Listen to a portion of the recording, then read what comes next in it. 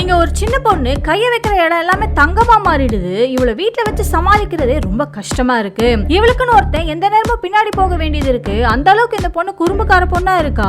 இப்போ இவ பண்ண வேலையில வீட்டு காம்பவுண்ட்ல இருந்து வீட்டுக்குள்ள இருக்க பாதி பொருள் எல்லாமே தங்கமா மாறிடுது. ஒரு கட்டத்துக்கு மேல பொறுமை இல்லாம இவளை வளர்க்கிற ரெடி கோவமா கத்துறாங்க. அதுக்கப்புறம் தான் அந்த பொண்ணு அமைதியாவே ஆகுறா. ஆக்சுவலா தேவலோகத்துல இந்த பொண்ணு தொடுற பொருள் எல்லாமே தங்கமா மாறிடுது. அவளை அங்க வச்சுக்க பொறுமை இல்லாம தான் தண்டனையா பூமிக்கு அனுப்பி வச்சிடறாங்க.